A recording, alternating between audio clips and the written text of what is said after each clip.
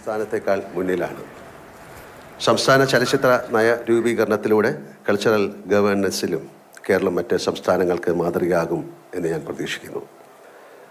ചലച്ചിത്ര നയരൂപീകരണ പ്രക്രിയയുടെ ഭാഗമായി ഇന്നിവിടെ ആരംഭിക്കുന്ന ഇൻ്റർനാഷണൽ കോൺക്ലേവ് ഫലപ്രദമായ ചർച്ചകൾക്ക് വഴിയൊരുക്കുമെന്നും ക്രിയാത്മകവും കേരളത്തിൻ്റെ സാംസ്കാരിക തനിമ പ്രതിഫലിക്കുന്നതുമായ ഒരു ചലച്ചിത്ര നയ രൂപീകരണത്തിന് ഈ കോൺക്ലേവ് സഹായകരമാകുമെന്നും പ്രതീക്ഷിക്കുന്നു.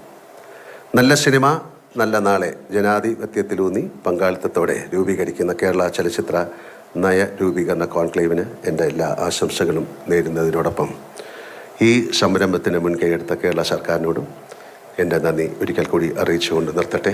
എല്ലാവർക്കും നല്ലൊരു ദിവസം നേരുന്നു. ജയ് ഹിന്ദ്.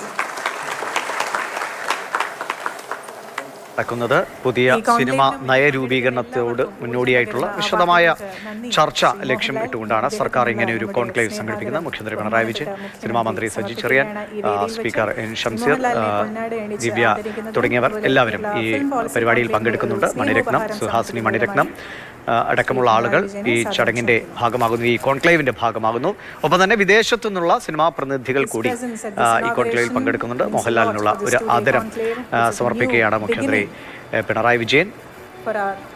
അതിനാശംസകൾ അർപ്പിച്ചാണ് മോഹൻലാൽ അല്പം മുൻപ് സംസാരിച്ചത്. വിദ്യാഭ്യാസ മന്ത്രി വി ശിവൻകുട്ടി അടക്കമുള്ളവർ ഈ കോൺക്ലേവിന്റെ ഭാഗമായി പങ്കെടുക്കുന്നുണ്ട്.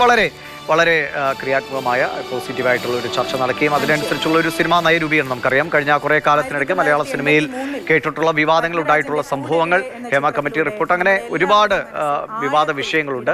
അതിനൊക്കെ ഒരു പരിഹാരം എന്ന നിലയ്ക്ക് വളരെ ആരോഗ്യകരമായ നിലയിൽ, ജനാധിപത്യപരമായ നിലയിൽ എല്ലാവർക്കും കൃത്യമായ സ്പേസ് നൽകുന്ന, എല്ലാവരെയും പരസ്പരം ബഹുമാനിക്കുന്ന, സുരക്ഷിതത്വം ഉറപ്പാക്കുന്ന നിലയിൽ നമ്മുടെ സിനിമാ രംഗത്തെ മുന്നോട്ട് കൊണ്ടുപോകാനുള്ള ഒരു നയരൂപീകരണമാണ് ഈ കോൺക്ലേവിലൂടെ സർക്കാർ ലക്ഷ്യം വയ്ക്കുന്നത്. അതിന് വിശദമായ ചർച്ചകൾ എല്ലാം നടക്കും. മറ്റ് പോളണ്ട് അടക്കമുള്ള മറ്റ് വിദേശ രാജ്യങ്ങളിൽ നിന്നുള്ള പ്രതിനിധികൾ കൂടി ഈ കോൺക്ലേവിൽ പങ്കെടുക്കുന്നു. അവരും അവരുടെ അനുഭവങ്ങൾ ഒക്കെ പങ്കുവയ്ക്കും. അതിനനുസരിച്ച് ഒരു നയരൂപീകരണം വളരെ വേഗത്തിൽ സാധ്യമാകുമെന്ന് തന്നെയാണ് സർക്കാർ പ്രതീക്ഷിക്കുന്നത്, സിനിമാ മേഖലയും പ്രതീക്ഷിക്കുന്നത്.